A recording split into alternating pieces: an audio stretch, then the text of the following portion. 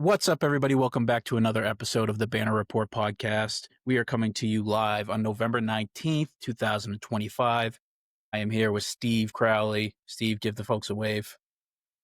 And Jacob Pierce. Jacob, give him a wave. And I'm Cody Adams. I'm your host. Give him a wave. Hi, guys. There you go. Like and subscribe. Follow us on all things TikTok, Instagram, YouTube, Apple, and Spotify podcasts. Basically everywhere. Twitter. We're on Twitter there too. Guys, been an interesting week since we last spoke for Celtics. Better week than I think we thought. I know we thought. We had, them going basically 500, and they're on a 3-game win streak. They won every game since we last spoke. We're going to dive into it, but how have you guys been feeling this past week? Anything change? I'd say we're shooting better, specifically Payton, which was a massive problem at the beginning of the season. So the fact that he's kind of going and more of a creator and has more of his confidence back. I think this little easy stretch was needed. I mean, we like we said, we didn't expect to be 3-0 right now because we can't expect anything. But I think just Pritchard having a nice little run is going to be so nice for the rest of the season. He needed to kind of heat up, I think. Yeah. And we'll dive into the good, the bad, and the mid here, but I agree. I think the water is starting to find its level for the Celtics 3-ball. Pritchard's playing very well, but still it's a hot and cold team sometimes. And I didn't really learn much over these 3 games other than the Clippers are heading for the Tanksville. That's like the real only major thing I could take away. The Celtics are the Celtics. Pritchard, I knew he was shooting poorly, and that was going to come around, and the rest of the team as well. And nothing's really changed. Everybody's sort of playing at the level they've been at, which you're at 8-7, right? You're above 500 for the first time all year. Still in 9th place in the East. The East is where you thought it was. There's some risers for sure in the East and some fallers, but not too much. Everything's going the way we expected. Not a great conference. Every team's gettable. And we find ourselves in 9th place, but it's like a slew of teams between like 4 and 12, and we're one of them. Yeah. So we were talking, it was the game, the day of the Memphis game. We were 131-95. We beat Memphis. Then we played the Clippers, 121-118 win, kind of a last second game there. And like I said, you have Brooklyn last night, 113-99, kind of a close game, closer than you would have loved to have had, but you ended up pulling it out because of you're just a better team. The one thing that was sort of unexpected, like I said, was the Clippers win, and they're down at Kawhi, but they're down in the basement in the West, and they don't have their pick, and people are talking about, starting to blow it up and trade it off for pieces. The positives, who wants to start? You go, Steve-O. Your biggest positive out of the last three games was definitely Payton Pritchard. It's not even close. He stepped up. He's a primary ball handler. He's creating, which is great. Like, this is not something he's ever really done. He's averaging 5 assists a game for the last 3 games. 5 boards too, which is helpful because Lord knows we could use some help on the boards. 26 points a game, 50% from the field, 50% from 3, 90% from the line. Like, he's just doing it all the last couple of games, not turning the ball over, which is great. I mean, outside of last night, because apparently last night the whole team went colorblind and thought black was green and decided to throw the ball away the whole fucking night. We set the season high turnovers at 19. That was fucking disgusting. I'm surprised we didn't have 93 fucking turnovers. Like, that's an all-time tank job by the fucking Nets to fucking lose a game where you turn the other team over 19 times. Like, you really have to try to not play defense to fucking lose that game. Like, somebody save Nick Claxton from Brooklyn because he's just going to run away there. He's having a tough night. Yeah, I mean, I'm surprised not every night's like that for Nick Claxton. Like, nobody's helping him to set up anything. He's trying to be an ISO player. Like, that's never been Nick Claxton's It's not his game. And he's still getting 15 a game doing that. So if they had Cam, what's the guard's name? Cam Thomas? Yeah, he was out last. If they had Cam Thomas last night, we lost that game by 20. It was not even close. I mean, you shouldn't, right? Even with Cam out there, we're a better team. No, we shouldn't. But the way that we played last night, if Cam Thomas was playing, like, we were getting smoked. We beat ourselves. We were going to beat ourselves. The Nets were never going to beat us, no matter who was playing. They could have had Superman walk through that door, but that team is trash. It's just the fact of the matter is that we let them hang around because you're just coughing the ball up so much. Jaylen Brown had a really hot and cold game. scored well, especially down the stretch there when his 3-point shot wasn't falling. He was not scared to take it in to the paint. He was getting to the line like on I think 3 straight possessions. He took it in the paint on ISO and got to the foul line, and was able to finally keep that 3-point shot and find it there in the fourth and put it away. But for 19 turnovers as a team, Jaylen Brown had legitimately 8. He had half the turnovers on a season high turnover game. So that was ugly. Definitely hot and cold with that performance, but it's a little symptomatic of what we talked about. He's just not the playmaker that we want him to be. Maybe he can figure it out. Maybe that's an aberration, but we haven't seen it yet. One thing I'd like to point out too, that the Jordan Walsh minutes, we were thinking with the last ep that he'd be getting more in that Clippers game. He played 33 minutes. He was really used for that game, maybe because they have so many like good wings. But yeah, he definitely seemed crucial for that game. It was +4. We won by a few, so won by 3. So he was pretty crucial that game. And last night he didn't play much, but no, we overall, said no. He had like less than 15 minutes. You know, foul trouble last. He had 3 fouls in the first half. I think Mazzulla yanked him. He just wasn't getting what he needed out of him. No, but I think we can think. I think he's fully in the rotation though for the foreseeable future. At least it seems. I don't know if he doesn't mess. I mean, yeah, Joe is crazy, but he's been getting some serious burn, like averaging 20 minutes, like since we last spoke. So we'll see. Yeah, but, and I was reading on Twitter, Jaylen Brown. There was like I don't know, maybe it was Noah Dolezal, whatever. Shout out to her for Celtics blog and all that.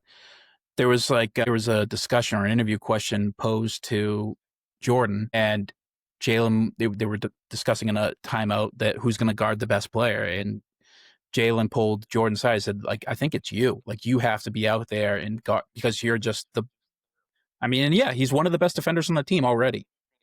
On a team where there's, you got some of the most elite at their position in defense and, some of the worst, like Pritchard and all that, like in defense. Walsh definitely finds himself at the top tier of the team in terms of talent for what he can defend 1 through 4.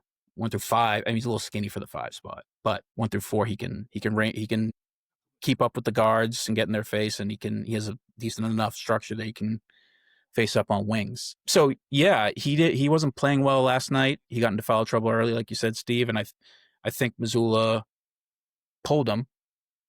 Who knows if we'll see him? I imagine we'll see him again, just solely on the fact that his defense is so vital to this team. I mean, we talked about Minot getting a lot of these minutes early in the season, and now all of a sudden he's getting stable to the bench and not played. So yeah, but he got a ton of burn last night. Is because he was playing very well. Yeah, well, and Walsh was in foul trouble too. But is it now going to be Shireman's turn to show what he's got, because he got a lot of minutes last night too? Yeah, I mean, these guys are playing well.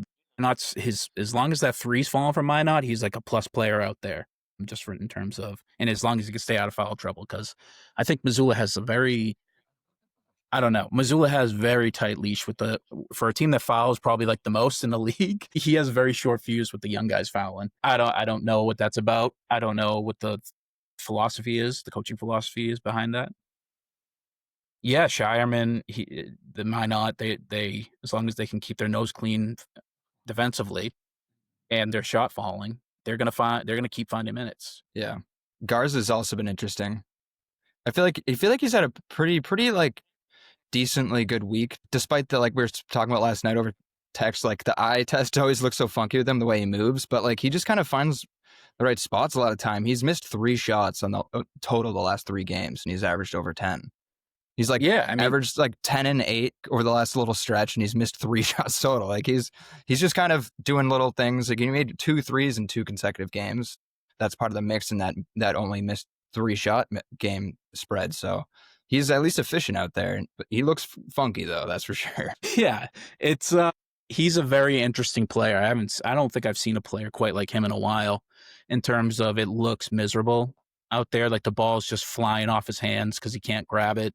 He's like hustling, like he's giving max effort on a sprint, but he's moving at like a turtle's pace. I don't know what that is. The athleticism is not there for him, but I don't know. It's kind of like how Kyle Anderson was. But Kyle Anderson was so skilled offensively, it didn't matter his athleticism.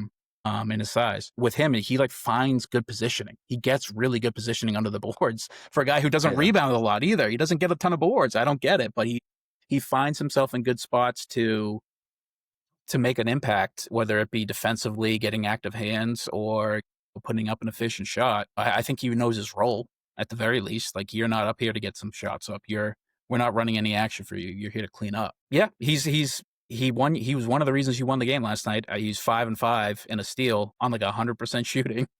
Yeah, And I think he was top 5 in plus minus off the bench, and your bench won you that game. Up and down, weird. really up and down with him, because it We'll have looks to off. see. Yeah, it's odd. I like him. I like it though. Like, listen, if you're gonna help me win the game, I don't care if you're moving, like you have a stove on your back. As long as you can help win the game, I'm here for it. He's a lifelong Celtics fan too, so I have to root for him for that too. His dad keeps sharing like posts of him wearing jerseys when he's like 6. So it's like, oh, I do want him to succeed for that alone. That's for sure. I saw one of the podcasts I listened to did a interview. It dropped today with Garza, and he was covering an injury. So I wonder if I'm going to listen to it after this. I wonder if that explains like kind of his story, and sheds any light as to why he's not as impactful as he maybe profiles to be. I mean, he's a big bodied kid, big body guy, and he can shoot the ball as a center in this league. You should be, if you can do that, you're going to find minutes. So I wonder if that's covered. I want to listen to that for sure. But yeah, Shireman, Minot, they're playing well. Young guys find the time. Those are 2 guys you want back. I mean, unless we can move them for a piece that's like an actual rotational guy, I want them back next year, I think, right? For sure. Yeah, I'd agree. Yeah. I mean, they're cost He's effective. going to be here. He's only going to be on his 3rd year. He's still going to be on his first contract. Minot's going to be, I think, a free agent, so I think that's the one you have to resign. What do you think he goes for on the market? Depends how the rest of this year goes, how much we play him. Because if he loses all his minutes to Walsh and Shireman and Tatum, if he comes back, then I don't think that his market's going to be very high. I mean, I love him. I think he's an unbelievable player. He's like one of my favorite players to watch when he's on the court, because he's always hustling, always trying to do something. But I mean, if he comes out and he plays like he played the first couple of weeks of the year, I think that he might get $10 or $12 million a year. I mean, yeah, listen, he's 6'8", right? Rangy, long athlete. And in 14 games, he's averaging 8 points, 5 boards, and 2 assists on basically 50% from the field and league average from 3. Like, there's a market for that guy. Crazy motor, crazy high defensive IQ. He wants to compete, high compete level too. Like, that's a wing that is a plug on a championship team. Like a guy like, hey, we got to plug you in here for 3-4 minutes in the middle of this game. Like somebody's in foul trouble, go cause havoc. Go, just don't be a negative, and he's perfect for that. I mean, he's a 6'8", 22-year-old that can shoot the ball and play great defense and has freak athleticism. Like, we're saying, like, is there going to be a market for him? Yeah, of course there. The Charlotte Hornets could pay this guy whatever he wants. So I guess that's the thing. Like, I don't know. The feasibility of bringing him back seems a bit dubious, especially if we're going to try and make a bigger move this offseason. No, I want him back, right? Obviously, but who knows? You saying? Yeah, it's just, yeah, you're right. Like, if it's going to impact on like getting our like real 3rd piece that we need, then no, because we definitely need something big, that's for sure, to get back to the championship level. But yeah, the Monot's like, he's an interesting profile. It's almost like he's like, we stole a player off the Thunder bench. Like, it's like exactly what their team is. It's just a bunch of long dudes that have incredible motor and can shoot well. So it's like, but we got him from the Timberwolves, so they didn't know what they had. The Thunder would not have given him up, that's for sure. They would have known what they had. I mean, they're going to have to by attrition at some point, like the way they keep pumping, true. like AJ Mitchell. Like, if that guy, there's no way. I mean, he's a 2nd-round pick, so he's affordable and he's on a rookie deal. But, I mean, there's just no way you can afford to keep every single person they have. I mean, I got a question for you. Would you rather keep Minot or Simons? Oh, Minot. Minot too, yeah. I think Simons is like, if we're being completely honest, you have him in the midsection, and I kind of agree it's mid, but I think it's actually worse than mid. I think Missoula hates him. Yeah, I don't know. I don't get the Missoula minutes for him. I don't understand, like, him getting 2 shots in an entire game. Like, I don't don't understand how you can't run like a couple plays for him to see if he can get it going, or he I gets it just don't. going for a quarter like he did the other day. Like was it last night? He had like 12 points in one quarter or something like that. It got going and like really sparked us to keep going, and then got glued to the bench for the rest of the game. It was like I don't understand it. I think I understand it, Steve. It's just the defense. Joe Yeah. Mazzulla said, like, if you're not going to defend, you're not going to play. Like that, his thing is founded on defense. Like that's his whole game plan. And Yeah, Simons does not fit that mold. He must just think like he's such a plus minus gamble, basically. Like you don't know if he's going to put up more than he gives up when he gets subbed in. It's tough. Because I can't say Simons has played worse than I thought. Like he's like exactly who we thought he was, you know. But I don't think Mazzulla loves that guy, that type of guy. So I like if you're not going to crash the offensive boards like Pritchard and be a negative on defense, then you're not going to be on this team when we load up for a championship. Well, I mean, at least with Pritchard, like his compete level is crazy high. Right. Sometimes with Simons, I watch him and he's just like, I'm just gonna swipe at this guy. Like he's gonna drive me into the paint. I'm just gonna swipe at him. I'm not gonna try and stand him up. I'm just gonna grab him and wrap him up. It's like that's an easy move your feet, put your hands straight up, and make him shoot over you. Play, and you just didn't make the effort on it. So I get that part of it. But defense right now is not this team's problem. Like this team's defense is fine. Like you can deal with having one guy on the team that's not playing great defense. You need points. Like we struggle to create anything on the offensive end of the floor. Like you watch every single time down the floor, it's a screen, a roll that we can't get the ball to Kada. It's trying re-screen to get a mismatch from Jaylen Brown, see what he can create and create for others, which he can't. Like you need to have a secondary scorer on the floor. Like even if you're going to give up a couple of baskets on the other side, like we need something to spark the offense to get us going. Because like right now, like you should not be in a shootout with the Nets. Like that's embarrassing. The Nets don't play any defense, and you turn the ball over 18 times, 19 times, and you couldn't score enough to keep up with them. Like, I mean, I don't think scoring was the issue in that Nets game. It was possession of the ball and letting them have as fast break opportunities and second chance points. That was kind of the issue. I don't think we scored 21 points or something, 113. So not great, right? Fair point, but you can also attribute that to just not being careful with the ball.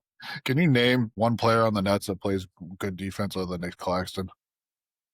I mean, Zaire Williams was trying and was working. I mean, like you got Igor Demon playing out there 30 minutes last night, and you couldn't find a way to like get him into an action and score. Like, I'm sorry, you got to get like this. The defense is great. We're like one of the best defenses in the league, especially with Kada's on the floor. But you got to have some kind of an offense out there too. Like, so why hasn't Simons worked? I'm putting that right on Joe. Like, I don't know why he's not playing. We should be playing him to. If you're not gonna like play the guy, he's not gonna get into a rhythm. Like he's in his own head right now. You can tell when he's out there. He's worried. He's like scared to shoot. Like other than that one heater he had in Orlando, like he has not been himself. Like he was a 20-point a game scorer last year, and this year he's getting 12 minutes a game, shooting twice. Like last night when he played about probably 16, 17 minutes, just off the top. No, I think he got like 23 minutes. It's not like you need offense on this team. This team is offensively challenged, not defensively challenged. We've seen Joe Mazzulla make it work with guys that can't play defense before. So, like, how do you figure then it's not Simons' fault too? If Joe's made it work with other players that are exactly like Simons, and also give an example. Who are you talking about?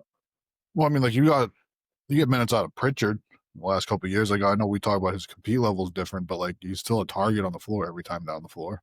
Absolutely, but Pritchard provides a lot more than just his offensive production. He's one of the best offensive rebounders in the league at his position. I'll say it. He's the best. It's like him and TJ McConnell, not to just section off little white guys, but like these guys crash the boards when they shoot the ball. Like I don't know. It's something that's like Pritchard, if you're going to be a negative on defense, I need you to do something else other than just score. And Pritchard does that. I just need to see more out of Simons, and he needs to get the minutes. Like this, our offense is in the bottom of almost every category right now, and you got a guy who can light it up, and he's not getting any minutes on the team. And like I love Hauser and everything like that, but like what's Hauser doing out there that Simons isn't? I mean, Steve, just as bad defensively. Like he's not scoring the ball. Like he's not facilitating the ball. Like Hauser's out there just sucking up minutes too. In the last 5 games, Anthony Simons hasn't played less than 22 minutes one time. Like he played 12 minutes against the Clippers. Every other time he played 23 minutes against the Magic, 26 against Philadelphia, 22 against Memphis, 26 against Brooklyn. Like Memphis was a blowout though, right? No. Yeah, that second half blowout. I think for a bit that the size gave you an issue, and then we adjusted. I don't know, it's just like our offense is just not producing, so I'd like to see at least something ran for him at some point. Like his minutes are there, but like what's his shots? Like how many times is he shooting a night? Last night, it was 4 attempts from the field, 3 of which were threes. Shot pretty good. I mean, he missed 1. How does he only get 4 shots in that many minutes? That is crazy. That's what I'm saying. Like you played 22 minutes and you got 4 shots. I mean, last night we'll take last night out because like we couldn't pass the ball to anybody that wasn't in the Brooklyn net last night, so I don't blame him for not getting shots. I mean, he's not shooting any other night. Like the Memphis game, he got 10 shots and he shot 20% from the field, and then he also shot 33% from 3. The Philadelphia game, he shot the ball 15 times, 33% from the field, 38% from 3. Orlando, 13 shots. This one he shot a lot better. 62% from the field to 63% from 3. So it's been a lot more bad than it's been good. Yeah, he's got to play better, but like you also got to put him in a position to succeed here. Like Joe's not put anybody in a position to succeed this year. It's been get Jalen the ball, run a bunch of picks till he gets a mismatch, then try and create off of that. I don't know if I agree with that. Like, how are other guys like Minot and Walsh succeeding? Well, they succeed off of motor. Like you could drop those guys onto the fucking Charlotte Hornets and they would succeed. Like that's just who they are. They're not running plays for Minot and Walsh right now. But you're answering your own question. It's the motor. It's the effort on a night-to-night basis. And those other guys bring it. I don't think Mazzulla should be held to the, accountable for Simons kind of just being dejected and chucking the ball up, like 10 times a game, not hitting anything. I don't buy it. I don't know, Jacob, maybe I'm wrong. What do you think? I think it's kind of impossible, honestly. We'd have to hear more like takes from the inside. It's chicken or the egg. Was he dejected? Is it just this is style to start, or is he dejected because of not, of maybe not getting things run for him? I mean, he wasn't known as a tenacious player in other situations, that's for sure. I feel like this is kind of the profile we had going into the years, that he would kind of be kind of soft on defense, and that was kind of his hole on the Trailblazers. Yeah, and he's other than that, he's a high efficiency scorer, and he's not even that in this team. And Steve, you're attributing it to the lack of touches, and that might be fair because he's moving off of a starting point guard position. But for the Trailblazers to be in the 6-man, but I don't know. It's just it hasn't looked good. It's looked good like for a handful of games from Simons, and I kind of have a hard time blaming Mazzulla for it when you have other players playing way out of their depth. Yeah. Joe is like no quarterback right now when it comes to like someone to trust out there to like actually run these plays too. Like it's kind of tough. Like we have no like actual natural born distributors or anything of that nature. It's kind of scorers that are kind of forced into this. So I don't know. It's a tough objective for Joe. More. Yeah. He's probably the best passer, but even him, he feels like kind of a bucket getter in his like natural state. Like he can distribute a little bit better than Jalen, but I feel like Joe has a hard task offensively. Everything would be so much better if we had Tatum. Like so much better. So that's one thing. It's a broken record, but yeah, absolutely. I mean, Joe could be doing better, but you have to think about the playmaking talent he has on this team. It's pretty abysmal. I mean, that's a fair point. I don't know, Steve. What do you think? I mean, yeah, there's not really any playmaking on this team at all. I can't argue that. We've been pounding this drum since the first game of the season. But I mean, you don't really need to make plays for Simons. Like Simons is a guy that you can just get him the ball, get him a screen, like running. He should be able to create the ball like on the move with a guy trailing him or something. Like it's not like you have to like make a move when your guy gets to the paint and then find Simons for him to score. Like he's a guy that you can run plays for him to score, and that's where it's like our offense is just so stagnant, and like teams have figured out, hey, just be physical with the ball handler, and they can't do anything because they're not going to break us down off the dribble. We don't have a guy who can, like, Pritchard's our best guy at getting into the paint, breaking somebody down off the dribble, and then doing something with it. Like, I know Jalen Brown's pretty good. Scoring, like, he's really good at getting downhill and scoring, but he's also using that athleticism to try and score or big at the rim. Pritchard will snake his way into the paint and then find a guy on a cut or something like that, or on a Or three. dribble it out and take a fadeaway. Yeah, from the paint. which is just, it's wild. Like, he does like Steve Nash shit. It's pretty impressive to see him do it this year. But Yeah. like, Simons isn't a guy who needs, like, he's not Sam Hauser sitting in the corner waiting for somebody to break down the defense and hit him for three. Like, he's a guy who needs to catch the ball on the move. And our offense right now is like, defenses just load up on the ball handler, be physical, get big when they try and break free on the screen so that you can't hit the middleman. And we hit the fucking roll man 3 times all night last night. Like, it's fucking terrible. Like, it's the simplest play in basketball, and we struggle to make it. And it's like, you have to have like a different play to run, Joe. If they, like, we've ran this play for 15 games now, and it has not worked, and you haven't made any adjustments. I mean, I kind of want to push back again on you, Steve, in the sense that Simons is like our second best playmaker, like statistically. In the last 5 games, 5 assists, 2 assists, 7 assists, 5 assists, 3 assists. Like, he is running the second unit, but he's not his efficiency numbers are not there. So I don't know if you want to chalk that up to the scheme or if he's just not performing well. I mean, he's turning the ball over 3 turnovers, 2 turnovers, a turnover, 2 more, and 2. Like, he's averaging close to 3 turnovers on, not nearly the same production as Jaylen Brown. It's excusable when it's Jaylen Brown because you know what's going on with him as the elite scorer he is. But with a guy like Simons, if you're not going to play hustle defense and you're going to be a net negative on that end of the floor, you can't be a net efficiency negative on the offense, the thing you're good at. I think there's probably a little bit of truth in both. It just hasn't worked out so well. And I don't imagine this guy will be on the team next year. Probably not. I mean, look, I like the question I asked to start is, would you rather have Minot or Simons? And we would all rather have Minot. I'm Not just even saying close, that, yeah. like, offensively, we need a spark. And I'd like to see Simons be more involved on a regular basis. Whether it's Jalen's not on the floor and it's run things through him, or Payton's not on the floor, have him run the point. I don't know. It's disappointing. Like, I mean, I'm not going to argue with you that his efficiency has been good. It's been terrible. But, like, coming off the bench as opposed to starting, the amount of touches you're getting per game compared to last year, learning a new system. It's like, you need to run some simple things for him to get into actions where he can score. Like, the Magic game was like, let him cook. Just get him the ball, let him cook. And I think sometimes you just got to let him do that so that we can have some kind of a spark off the bench. Because right now we don't have a spark off the bench. This Simons conversation would be so much better if it just weren't, like, in terms of how I'd feel about him as a player, if he wasn't getting paid $25 million a year and probably going to make more than that on the market. Maybe not. I don't know. But I imagine his number's not going to go down when he hits free agency. Maybe it will. If he keeps playing like this. But yeah, he's just not a $25 million player. He's just not.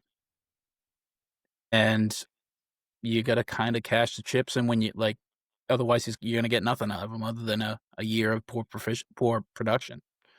I don't know. Hasn't been great. I feel bad because I kind of want to like the player because he should, in theory, fix a lot of our issues. There's so much potential. Yeah, when he's hot, he's fun as hell. That's for sure. He's definitely. Yeah, you can catch fire. I'm not rooting for him to fail. It's like we're all 3 of us are huge Anthony Simons fans. Like, we're some of the biggest in the world because we watch this team on a night-to-night basis and we need him to be good. But it's just not been great. So yeah, let me pull back the sheet. What else? Sam Hauser, who wrote that on the sheet? What about him? I mean, he's there. on milk cartons. He's just kind of there. Like, I don't know. Like, I haven't seen him hit more than 2 threes in a game this year. Like, he was another guy who's probably thriving off of Tatum bringing double teams and finding him, and that's just not there this year. So we need to. He made a game-winning play last night. He stole the ball and took it down the court for an assist on a Jaylen Brown bucket, maybe to, like, put you up by 10 or something. Like, he played well last night, I will say. Yeah, he's been playing well, but he's not been playing like knockdown shooter well that we need him to be. Yeah, I mean, No. on the year, he's averaging 7 points, 4 boards, 2 assists, 32% from the field, and 33% from three. That's not what you want to see, especially as another guy who struggles on the defensive end. I mean, That's why you're crazy not seeing. about there is he's never shot less than 40% from three at any level of his basketball career. So he's got to pick it up. Like I mean, the Memphis game's brutal. He went 1 for 7. I mean, it's no surprise he's the one that's hurt the most with no Tatum. Like you said, he's definitely someone that needs the offense to be created for him. Yeah, he needs to be set up, and that's just not how it's going to go in this version of the Celtics. Unfortunately, not like you said with the double teams. Like he's just so perfect for that. When Tatum would pull away and he'd be in the corner, we just don't have that as much. I feel like he's another guy who kind of looks a little bit dejected on the bench. I don't want to see that on this team. Obviously, nobody wants to see it ever on any team. But, like, I don't know. Don't be disappointed that your minutes you're not getting burned as a bench player on a bad team. Like, you're still going to have to earn it here. Yeah. And that's not I don't know. I think Sam's good. I want him on the team for next year because I think when we get that spacing, he's going to obviously because he's still elite at what he does. He's still one of the best top 10 catch and shoot guys in the league off the bench. Forgot who was on the Celtics for 3.5 quarters. You want to elaborate on the bad? Threw the ball to the fucking Nets for 3.5 quarters. I tell you who they look like. They look like the Nets were running a scrimmage against each other. Yeah. Bad ball. It was. What else? What else you guys want to talk about with DC's? I mean, We beat it to death. I mean, they're defending without fouling has been tough this year. I think we're giving up one of the highest free throw attempt rates like in the league. And we get to the line like the least in the league, which is just a brutal way to fucking like that's what cut the Clippers in that game the other night. They weren't even shooting that well, but they had 11 free throws in the third quarter. Like, yeah, I mean the only person that played well for the Nets last night was like Michael Porter. Yeah. That was like the Nets didn't have a good game. The Nets were who you thought they were, and they still almost got you.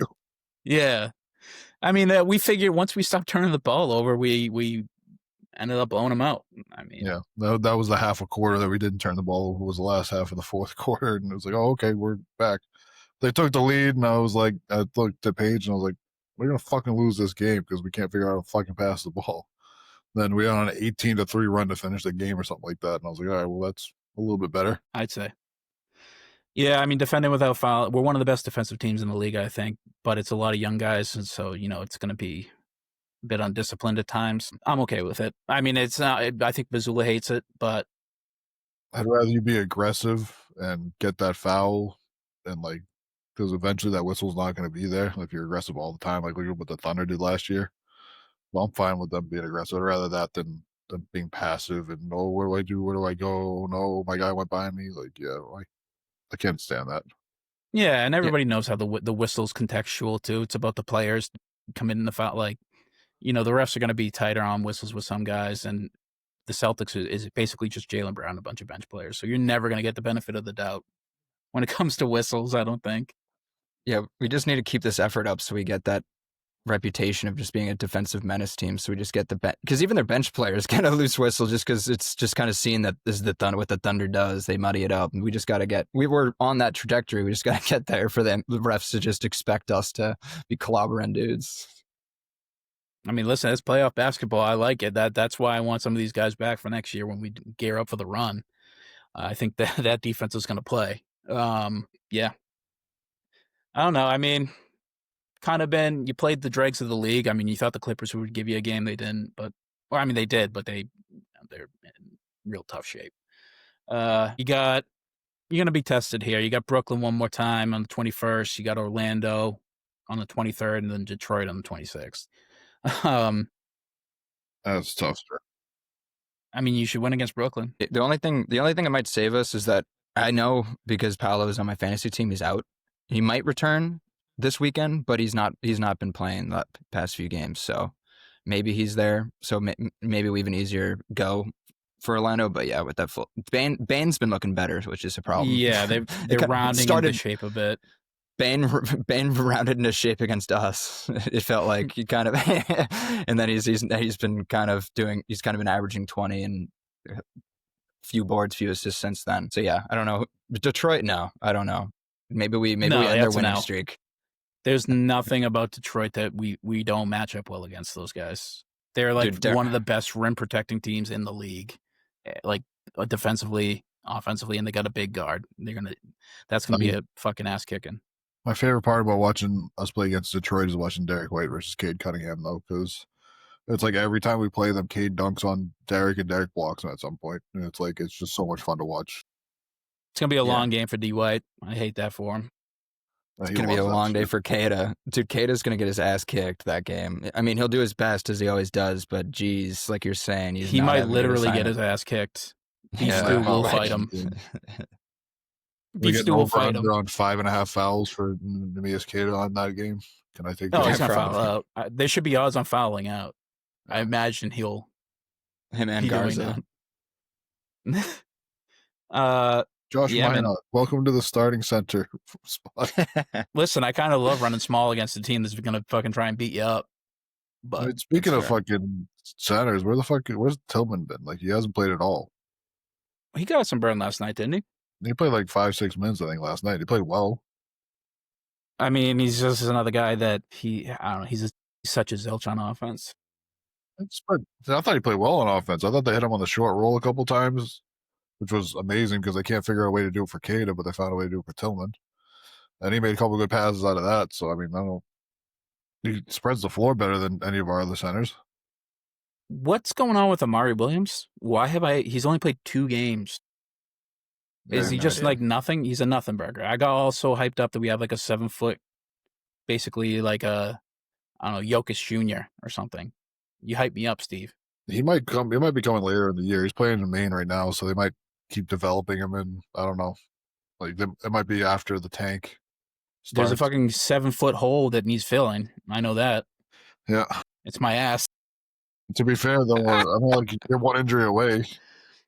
Yeah. I mean, the Celtics are playing 500 ball, and they haven't been injured. Like, we're heading for some tough skis if one of our players goes down. And the way Jaylen Brown was playing last night, because he was hitting the floor hard, and I don't think that's going to keep up. He's getting a shit whistle this year. I don't know if that's just me being biased, but like I feel like he's getting a shit whistle going to the rim. Nobody likes the refs, so yeah, you are biased, but you're probably right. Yeah, I've seen how many times he hit the floor last night. He wasn't getting called. I don't know. Yeah, I mean, I don't know how many fouls he must have called. Just like 10 fouls. Yeah, on the Nets. Definitely had, but he could have had a lot more though. I mean, you've seen how many times he drove in, got knocked out of the air on a layup and with no call. Like, I mean, they mugged him at some points. Some of those turnovers were like legit muggings. So that's what I'm saying. Like, I don't know why he doesn't get the whistle that everybody else is getting in this league. I mean, I think Minot gets a better whistle than he does. I just don't think the refs cared about. The refs just got bored last night, so we can't hold them against that. They didn't want to watch Celtics Nets. Yeah, they're like nobody wants to win this game. The Celtics, the way they turn the ball over, they obviously didn't want to watch Celtics fucking Nets either, so I can't blame them on that one. I got so excited that I'm like, oh, the Lakers are playing. And then the main game on NBC was a jawless Memphis and like I think a goddamn Wemby-less Spurs. Like that was a tough night for basketball. Oh, and Stephon Castle, I don't think played last night either because I think he's hurt too. Yeah, no, they haven't had Harper, I don't think. No, Fox did it for him. All's needed against the Grizzlies. Yeah. Fucking the Spurs going to tank and get fucking AJ to bands. They don't have to tank. You want to know why? The fucking Clippers are doing it for them. They have the Clippers pick. Yeah. It's like one of the most dire situations in the NBA is the LA Clippers. It's like top eight protected. No, did I get that messed up? Was it the Thunder? No, I'm pretty sure it's like the Jazz or the Hornets or something for the Thunder, but it's like top 8 protected or something. So it's like if they do truly awful, the Thunder won't get it. If it's like 9 or 10, but the Thunder will draft well, so we need that team to tank. You know what I mean? Yeah, like the Thunder are going to get a high pick. Like they're not going to get the 30th pick. They'll get that. Get some kind of fucking Euro that's going to be fucking unbelievable at like the 9th pick or something like that. I heard it's a stacked draft too. I need to look in more, but like they're already moving AJ to 2 because of this guard. That's insane. I forget even his name somehow, but it's an insane draft.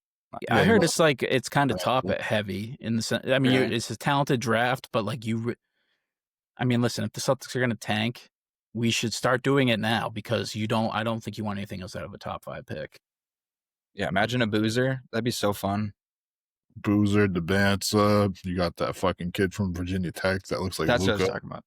Yeah. Yeah, I have no idea Oh, what yeah, the yeah, fuck his name is. He had a wild name. There's a couple other big names in this draft coming up too. This actually might be a year that we have to pay attention to fucking college basketball for once, which hasn't happened in a long time. I mean, yes and no. I mean, I think the Celtics I don't know, they could play better than this. But like I imagine they're too good to tank.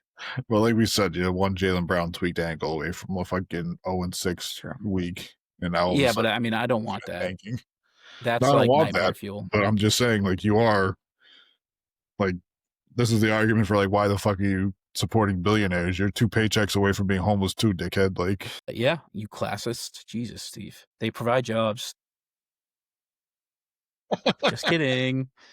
Yeah, I don't know. I mean, I think you're going to go 1-3 over this next stretch just because you're playing 2 Eastern contenders and bad matchup for you. But I think... Huh? Who was the third loss? Detroit. Yeah, you had... Oh, no, 1-2. I'm sorry. So it'll be 500 at the end of this. Yeah, that's why we're back to 500 again. Well, right. It's like you're going to be at 5. That's the worst place to be in. That's NBA no man's land. It's Chicago Bulls purgatory right there. And the Red Sox too. We benefit because we had, we're gonna get 2 guys who are top 30 players coming back next year. So we're not in like a desperate spot like the Clippers where you don't have your pick and you're the oldest team in the NBA. There was something on I think I was on Zach Lowe's show. Blake Griffin said on the Amazon halftime show that he'd be the 5th oldest player on the Clippers currently. I think it's true. I think Zach Lowe went through it. Sense. And Blake Griffin was washed with the Celtics like 3 years ago. So it's, Yeah, CP3 doesn't even play anymore. A little long in the tooth. But speaking of long in the tooth, LeBron made his season debut after being out for nearly 7 months with sciatica. Is that right? Did I have that right? 7 months. 7 weeks. No, it's Steve. LeBron's been out for 7 months. Season's been 8 months long. No, it's what 7. I copy and pasted it. I'm not bullshitting it. He didn't play in the playoffs, right? Well, he played in the playoffs. They got first round exit. They got bumped. I don't remember. Anyways, 7 weeks, months, whatever. He's been out with sciatica, old man injury. He's 40, goddamn 3. That's so stupid. He's 43. He had a good game. 11, 12, and 3. First player in the 23rd season ever, and he had a pretty productive game. Yeah, I mean, he played 30 minutes. He said it was kind of hard going up and down the floor, which, listen, I have a hard time at 30 years old going up and down the floor, but I'm out of shape. And a hard time getting up out of fucking bed in the morning. I don't mind fucking running on a fucking court. Yeah, so, I mean, LeBron, now the Lakers, who have kind of overperformed with one of their best players not being available, and the amount of injuries they've kind of had, availability of some of the guys like Reeves and Doncic on a night-to-night basis. They're 11-4, I think, and now they're adding a Hall of Fame NBA supercomputer. So I imagine their level is gonna rise, not to the next 2 teams, which is the Nuggets and the Thunder, which I want to kind of parallel all this into a who's real and who's not in the West conversation. The Thunder and the Nuggets, like that is the NBA Finals, right? I know it's the Western Conference Finals, but that's going to be the winner of that wins the cup or the Larry O'Brien. I might have to blow through all my fucking PTO time just to take the next day off after they play, just so I can watch every one of those fucking games. I mean, it's going to be a basketball nerd orgasm fest. Dude, even if you're not even a basketball fucking nerd, just watching that shit, like watching what Jokic can do and then watching what OKC does as a team, it's going to be unbelievable. Well, I won't be having fun watching SGA run offensive possessions, but other than that, I will like the way that I do love how the Thunder play basketball defense. Love that. Yeah. You got then you got the Lakers and the Rockets in a tier below probably because they're like right there. But like you're saying, it feels like the other teams are kind of godly. But I could see them getting through. Like, what is this Lakers team ceiling with LeBron healthy and Luka healthy? Finals. You think? I think they could. Yeah, Luka's done it before. So. I mean, Luka's done it before with worse teams. LeBron's done it with worse teams.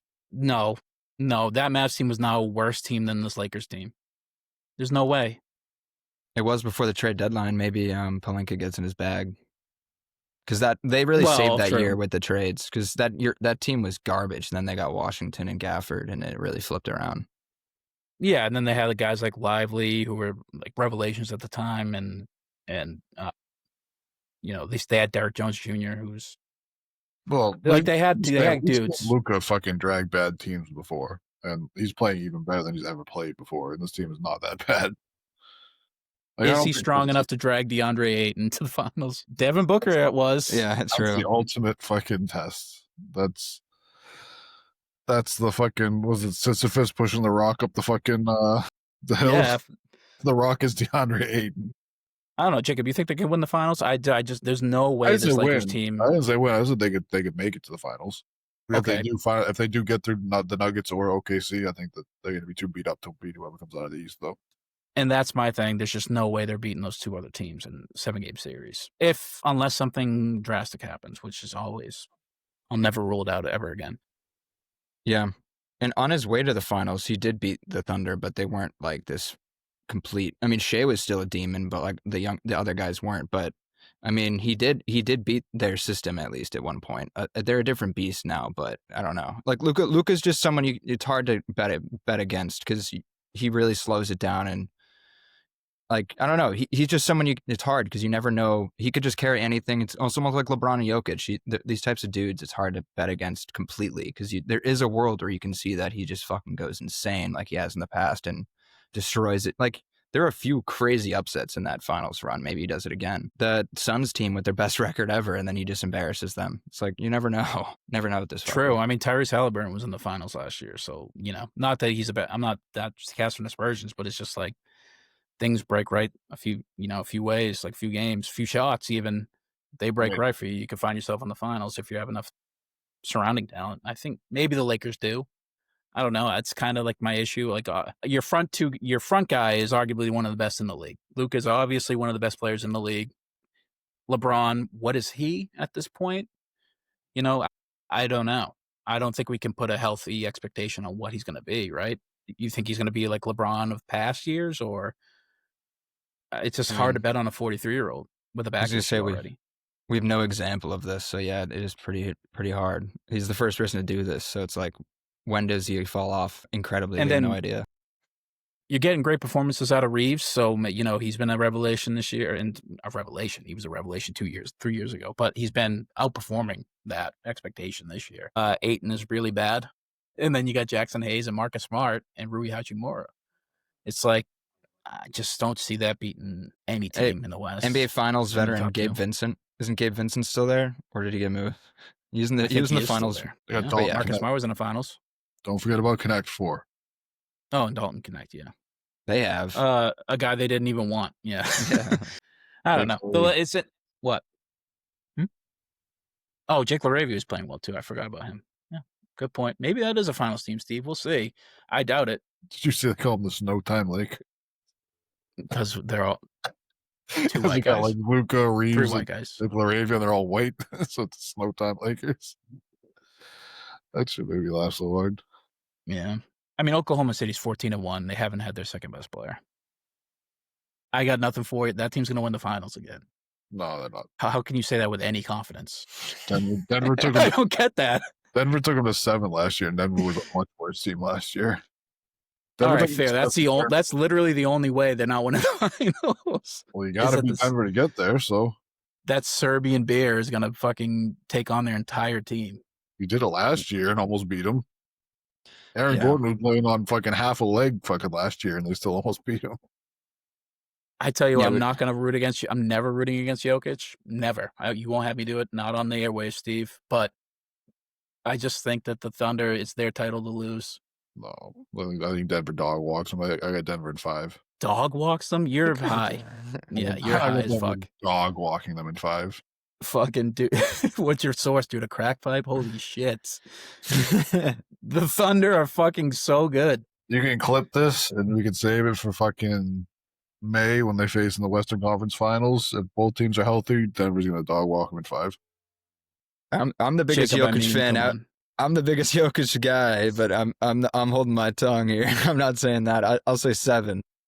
That's fucking insane shit, Steve. That's nuts. I don't know. Have you not watched the Thunder? Like they've literally gotten better, I mean, and they haven't had their have second you best not player. watched have you not watched Nikola Jokic? He's averaging 35, 13, and 12 right now. And for sure, but like it's different though. It's just the He's shooting Thunder have 10 dudes that can play. Field. He's got a 72% true shooting percentage from the field this year. That's fine. He's one guy, Steve. It's a team game. Yeah, unfortunately, I think it's kind of up to Jamal, honestly, which is risky. Are you willing to take that bet? Yeah. We have to have him help like this. He's really good right now, and this is a rare because he usually starts slow. So it's either he's starting too hot and he's going to get injured, or he's just a different healthy beast. But yeah, he would need to be almost 100% in the playoffs, which is rare. And listen, the thing that's going for the Nuggets is that they've had kind of a rotating cast of guys around Jokic, and it hasn't really mattered much. Like Brown hasn't played, Johnson's got hurt, and he hasn't been playing well at all. No. Before that. But then now, again, you can just be like, Oklahoma City hasn't had their second best player all year. All year. He hasn't played. It's all moot because we're going to find out.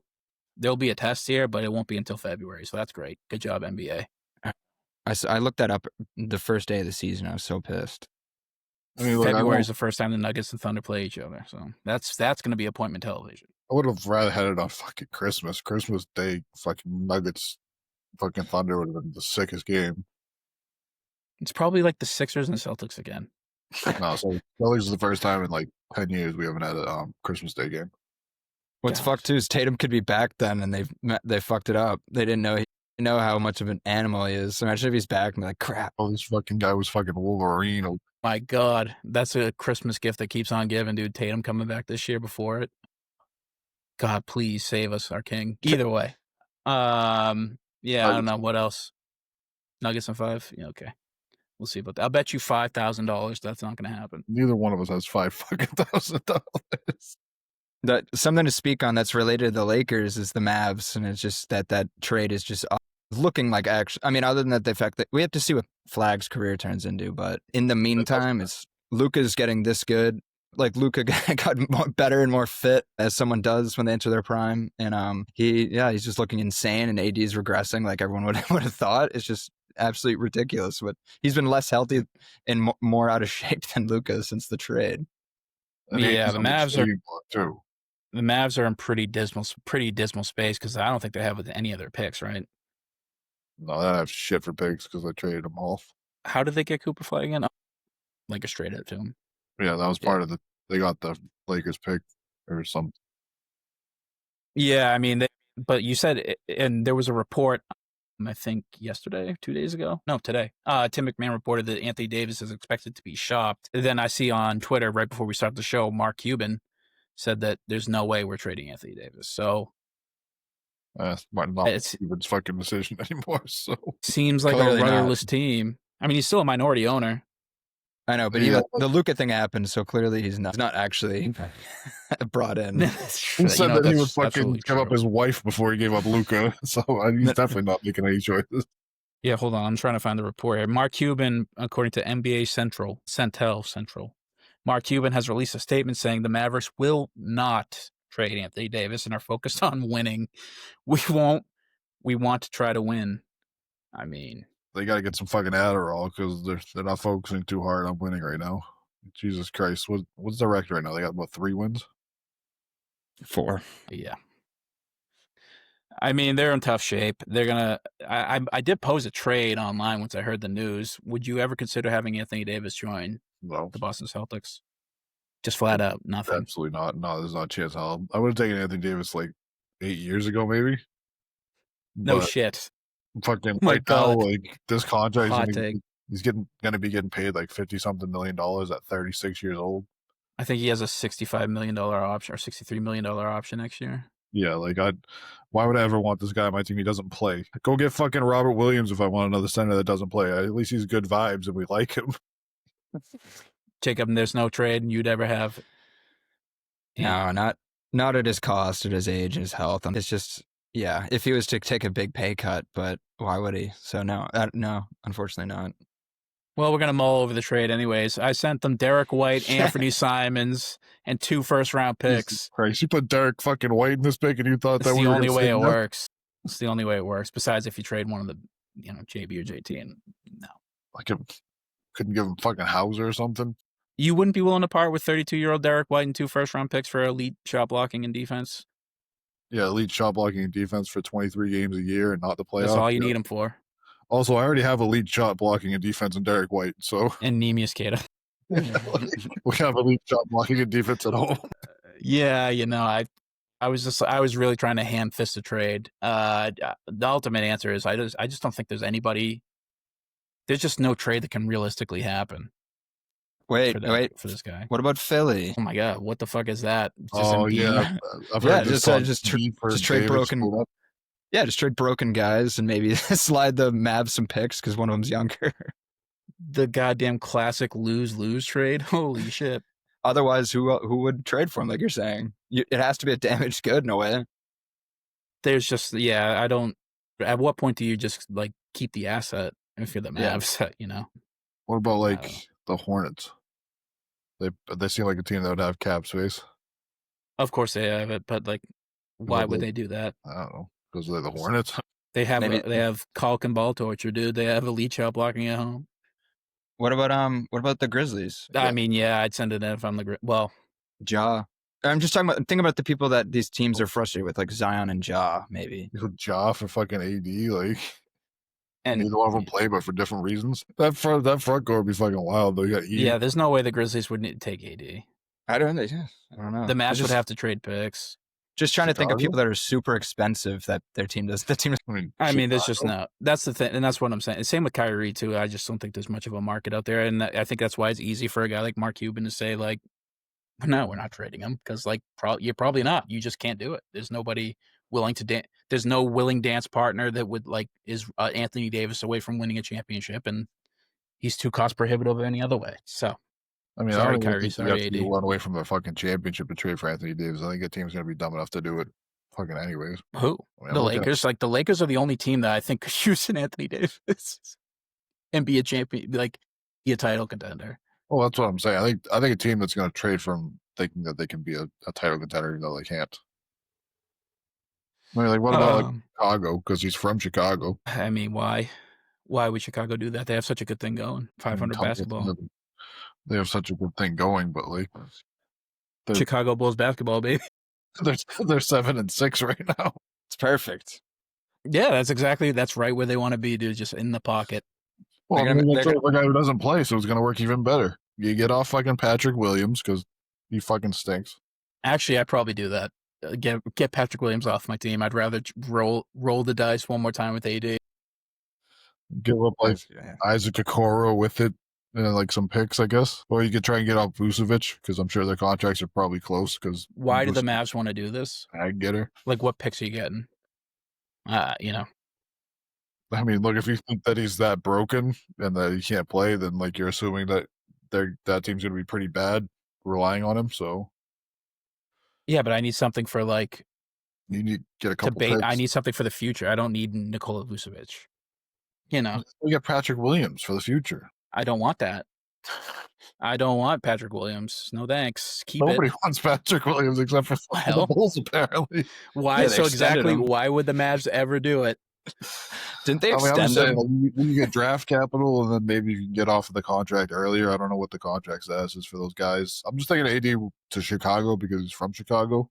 I would just like that. I mean, listen, that's just that's an exhibition in who's the worst GM.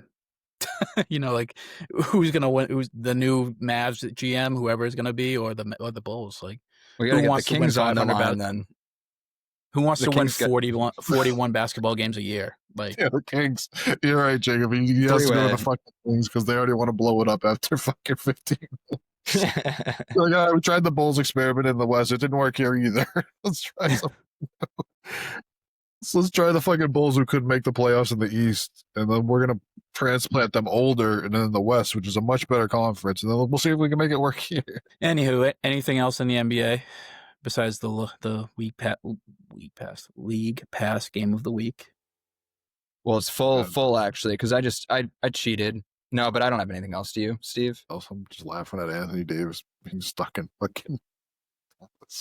I mean, listen, he's probably loving it the way he's hosting that BBQ. He's eating good. No, but for the best games, the best League Pass games were on Sunday, and it was Blazers versus Thunder, which is interesting.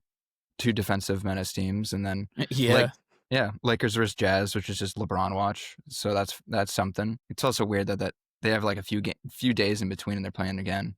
It's odd. But I cheated though and just chose Nuggets versus Rockets on Prime on Friday. Prime too is going to do such a good job of discussing that game. I'm excited for that. I mean, that's like the best game. That's going to be the best game of the weekend. Yeah, by far. Yeah. But the League Pass game of the week, I think it should be like, even if they're shit teams, you pick something good that you want to watch. Like, I don't know, you want to watch Brandon Miller minutes or something like that. Yeah. You know? That's why I threw in the Bron watch and the Blazers Thunder for that purpose. But yeah, I just had to shout out that the best game by far is on Prime. That's for sure. Yeah, absolutely. I mean, the Blazers versus Thunder, I think is just straight up going to be a good game. I don't think those that's going to be who does, this style of ball better. Obviously, it's going to be the Thunder, but they're the only team that have beat the Thunder this year, so that's something to watch. The Blazers have beaten the Nuggets. Dude, they've beaten the Nuggets and the Thunder. It's insane. They know how to beat the good teams. So honestly, they should always be a must-watch against the top team. I think they beat the Knicks this year too. Are we okay? Are we okay to say that the Trailblazers are just a good team? Like, I think we're okay to say this, right? Yeah, like they're no longer a bad team. I'm mad I didn't put in my slip for Tiago Splitter, fucking coach of the year. You want to talk about like rising from the ashes in one month of a season. Like they looked bleak to start with all the gambling stuff and losing their head coach. Like, they're already starting off way on the wrong foot, and they've just like completely overperformed. Avdia's a good player, straight up. IDF's finest. We're saying this, but the fucking Trailblazers are also 6-8 right now. Yeah, but like on a 3-game losing streak. That's why. Are the Celtics a bad team? Like, we're not like right on par. The Celtics are a good team. They can be. Yeah, they can. All right. I believe they can. I think the New Orleans Pelicans could be a good team too sometime. No, they have no chance. They won 2 games, so they must be a good team at some point, right? No, they're done. They fired their coach. They're toast. Yeah, no one's healthy. They're in a tough You want to tank. You have to. You're right, Cody. You have to start now. You got Brooklyn's 2-12, Washington's 1-12, the Pacers are 1-13, the fucking Kings are 3-11, and the Pelicans are 2-12. Yeah, like you're already not gonna get a top 5 pick. I think you've already played yourself out. I mean, I feel like Washington is one of the more skilled tanking in that mix because I feel like their roster is much better than like the Nets. You know what I mean? Like Washington, they gave us a really good game. Yeah, I'm kind of surprised that they're that low. Honestly, they must be doing some strategic tanking. That's for sure. Yeah, I felt like when in the Celtics game, the one time I saw them play, they kind of put the brakes on like the fourth quarter. They're like, all right, we're not gonna fuck it up. We still need some pieces. Yeah, there's some really bleak situations in the end. Like the Pelicans, if it weren't for the Clippers not, being in like the second apron and being the Clippers and the aspiration stuff and all that, they would be, and not having their own pick, I think the Pelicans would still be the bleakest situation. Just because they don't have their picks, they don't have a coach, they don't have any sort of superstar. Like Zion Williamson is it, and he's probably going to be gone this year. And now they're talking about moving the team, which they've been talking about for years. But they're now, DeMarcus Cousins said it on his podcast, and Draymond Green did an interview for an article about the game they played last week, and he's like, there was nobody there, and it impacts the game. So I think the NBA should look into it. Potentially getting them out of NOLA. Which sucks because they were like a really fun team and a good team for a long time too. I mean, you had like Chris Paul over there, like when they were starting. Then went into AD. Then you had AD and Boogie with Rondo. Like you had some fun teams. Tyreke Evans was over there, like going crazy. And now all of a sudden, like over the last few years, it's just gotten straight to the fucking shitter. And like you drafted Zion, you didn't draft anybody around him. Like it's not a team bereft of talent. They have guys like Trey Murphy, who are like legit people on. Like they're guys who could. Yeah, they have. This is not a team bereft of talent. Like they have Zion and they have Fears and Queen, like 2 first-round picks. Like there's people. Willie Green was probably just not the right coach for that team at that point, and they're just such a terribly managed team. I mean, you traded your first-round pick unprotected, and then like we're like, oh well, this year doesn't matter. There you go. Well, like yeah, but it does matter because you don't have your like. You might as well try and win here. There's no reason to tank. It's not great, and plus, like, if you want to have a team in a city like New Orleans, like your team has to be competitive. Otherwise, people have no reason to go there. Like if I have the nightlife in New Orleans is too good for me to be like, oh, let me go to a Pelicans game tonight. Like, like let's watch them play against the Sacramento Kings tonight. Like, no, I'm not gonna fucking do that. Like, I'm gonna go to a fucking bar or something. Like, Louisiana's a pretty good sports competitive. Like that's why they're a sports state.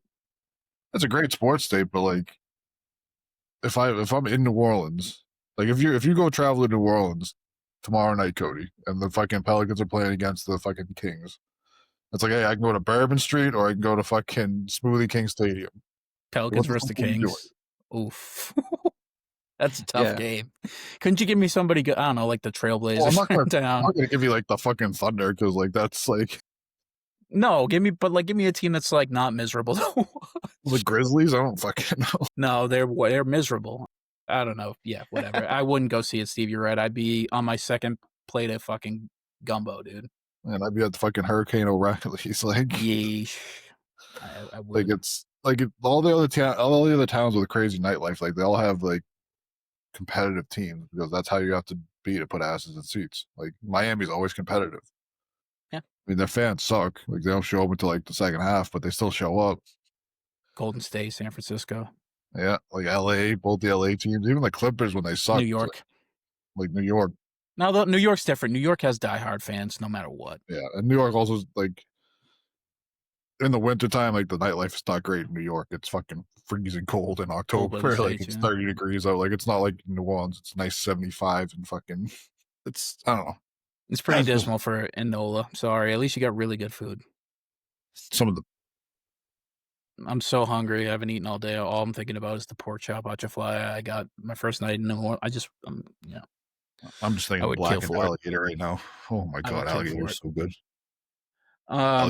Catfish. Ooh. They should put a catfish inside of an alligator and cook it all up together. That'd be great. That's some fat shit, Steve. Those are two gross animals. Yeah, kind of weird. I mean, they're delicious. Like, I think catfish is fucking unreal, but like, they are gross animals. Yeah, catfish is like my yucky boys. It's like my second favorite fish to eat. That's for sure. Jacob, what's your favorite fish to eat? I'm kind of lame with fish. I kind of like the your like mom's haddock. box. I like haddock. You know what I mean? Like I like ones that are basic. Yeah, haddock's a good fish, dude. Dude, whitefish is so fucking mid. You're mid. That's the thing. I'm lame about fish. I don't like it that. I don't like it too fishy, so I usually go white. Yeah, I mean, fucking. Do you see my name? Do you see what it says underneath my name right here? Slop consumer. You have a cow on your hat, you jabroni. It says cash above it. Yeah, fish is good. Anyways, rainbow trout. Moving on. Maryland. If you're going to you're getting the wrong fish in Maryland. If you're getting trout, dude, get some fucking crabs, some creebs. That's a crustacean. It's not a fish, is it? Yeah, it is a fish. You jackass. You have fucking crabs. You fucking cuck. Crustaceans are fish, Steve. They're in the fucking. What are they? A mammal? It's a different family. What are they? A bird? What are they? A fucking amphibian? You jackass? No, they're a fish. Different family, you dickhead. You're a fucking creep. Anyways, moving on. White Men Can't Jump movie review, 1992, starring Woody Harrelson, Wesley Snipes, and Rosie Perez. A buddy kind of comedy, but centered around pickup hoops in 1992 LA. Directed by the guy who wrote Blue Chips. He wrote and directed it. What's his name? Ron Shelton. He did a lot of 90s sports films. So he came up with this idea on the set of Blue Chips. So he really liked the scene where they were hooping on like the playground and wanted to make a movie out of that, especially as a guy who's a white guy playing hoops and an athlete at the time, like kind of inspired him to write this film. So what do we got? White Men Can't Jump, 1992. Don't all start at once. That movie is so fucking 90s. It's unfucking believable. Like the way they dress, like it's very 90s. The references are all 90s references.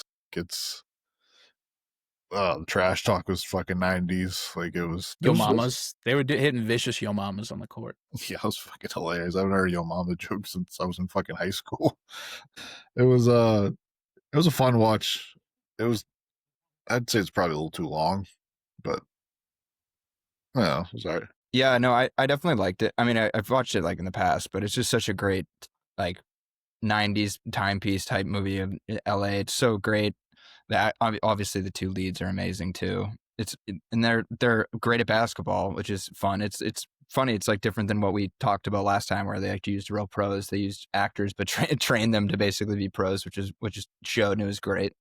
I'm definitely like, after rewatching, I'm less excited to try the new one because I feel like the most of it was good because of the 90s carried so much of it, and then also the leads. So it's like not too excited for the 2023 version of when it came out because I feel like it's not going to have all that fun energy to it, which kind of carries this movie. You mean Jack Harlow is not as good as Woody Harrelson? No, I don't think Good so. acting. No. I think you're probably right. Yeah, man, I agree. I think it's very uniquely nice. I mean, right off the rip, the title is just so attention grab. White men can't jump. It's literally fundamentally founded on a racist premise, right? Like it's a huge aspect of the film, and there's not too much to go in depth in terms of like societal commentary, other than like, yeah, this is how dudes probably talk to each other in the 90s on the hoop court. Like, yeah, don't pick the slow white guy. Like he doesn't belong out here with us.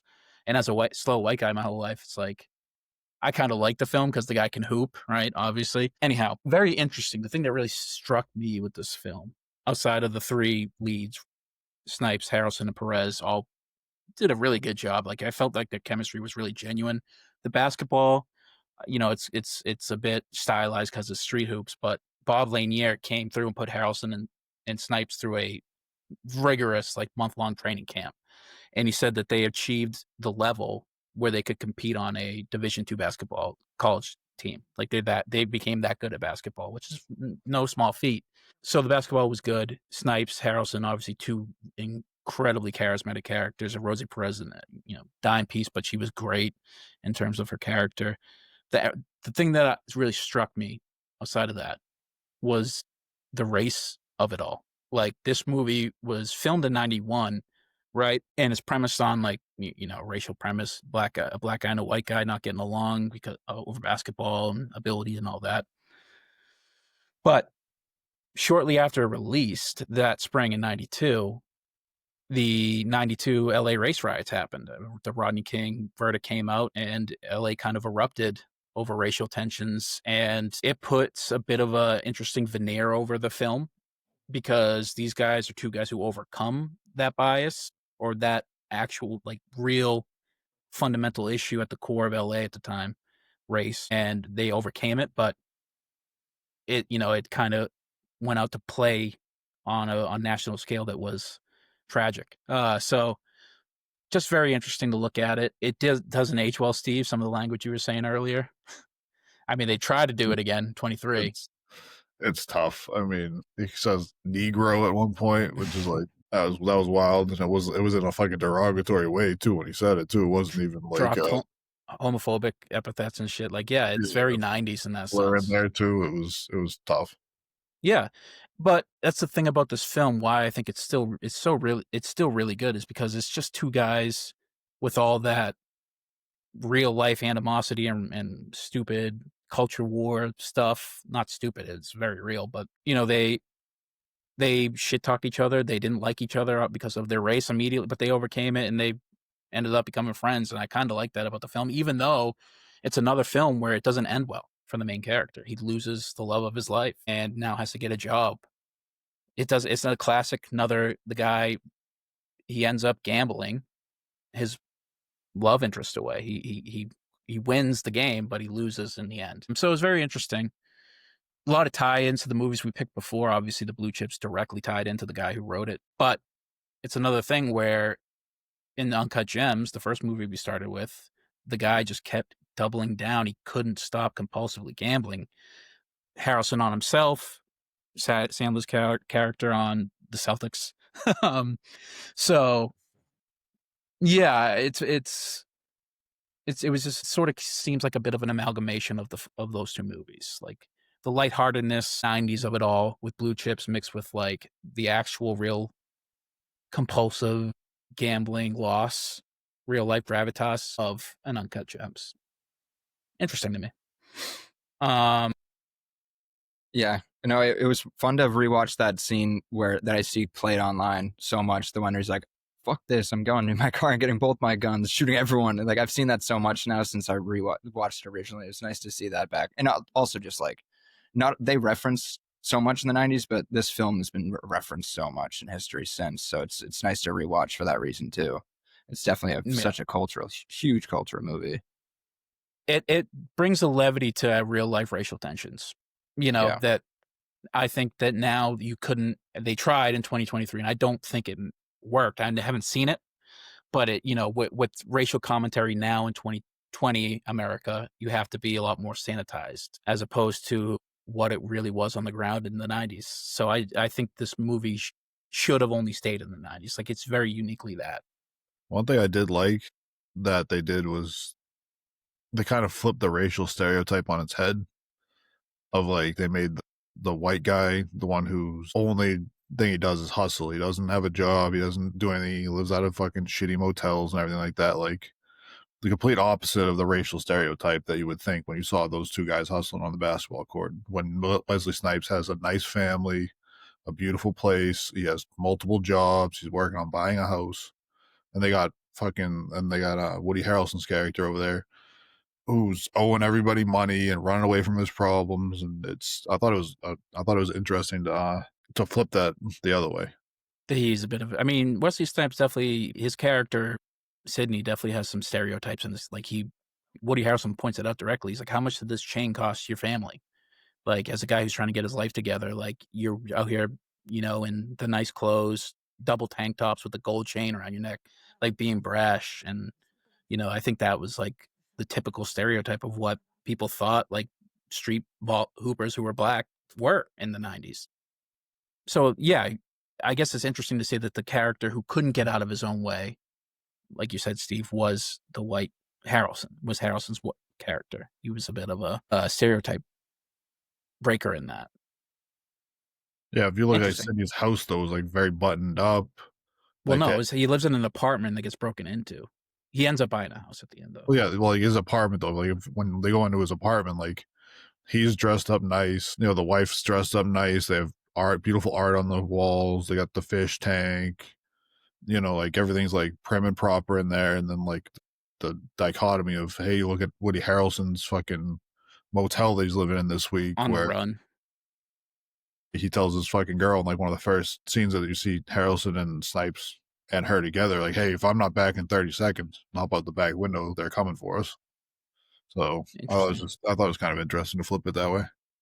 Yeah, I mean, Harrelson's character is the big loser in the whole thing, even though he kind of ends on a silver lining with him being friends with Snipes, and getting the job. Interesting. A couple of real life hoopers that the famous clip that you referenced about, I'm going to the car and getting my gun and shooting all you motherfuckers. That was Marquez Johnson. He was a real life NBA player. He won a title at UCLA in the 70s. Gary Payton was the Tornado. His nickname's the Tornado, I think. Marquez Johnson? Yeah. He's one of the best Bucks players ever. Is it Marquise ever. Or Marquez? I think Marquise, but yeah, he's like a Bucks legend, if I remember correctly.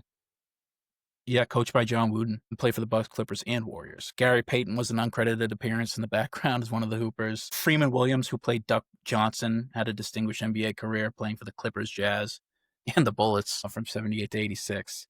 And then Bob Lanier ran the camp for Harrelson and Snipes. So the thing about Shelton is that I think he really liked the hoops, and he was a college hooper in his own right. And I think he even had a stint in the MLB.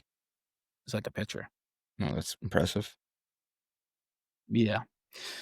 Good film. I liked it. I'm going to give it 3.5 stars out of 5. I'll do 3. I'm thinking I'm closer to like a 2.5 on that one. Fair. I thought it was kind of dragged on a little bit at the end there. I thought that they could have wrapped it up a little quicker. Yeah, that's a fair criticism. There's a lot of stuff in there. Like the Jeopardy scene. I mean, whatever. The whole thing is premised on Jeopardy. Yeah, that was also kind of odd that it was like, oh, cool, I'm gonna go play Jeopardy now. Shout out to Alex Trebek, cameo. Steve, well, no, Jacob. No, whose movie is it? Is Jacob's? Yeah, Jacob's turn to pick the movie. Last movie of basketball month, and then Steve, we'll discuss next week what the next month's theme will be when you pick your film. So I was thinking, Air honestly is intriguing me. If you guys have not seen it, it's about Michael Jordan's shoe deal fiasco. I've seen it. Okay, Good so film. Still haven't seen it yet. I was gonna say, if we wanted to go way back, we could do Teen Wolf. I haven't seen that. Never seen that one either. Wait, really? Teen Wolf. I mean, basketball's heavily premised in the film. Yeah, maybe we should watch it because he that's like the whole thing is like he becomes like a super basketball player. Like that's the funny part about the werewolf thing. So maybe should we do Teen Wolf? I kind of like it. It's a bit of a levity. Yeah. Although we could use a White little Man bit of levity after the fucking last couple of basketball movies we watched. I mean, White Man Can't Jump is a comedy at its core, but like, yeah, it's not. Obviously, Teen Wolf is a ridiculous premise. Yeah, a high school kid turns into a werewolf and is elite at basketball, and everyone's letting him play as a werewolf.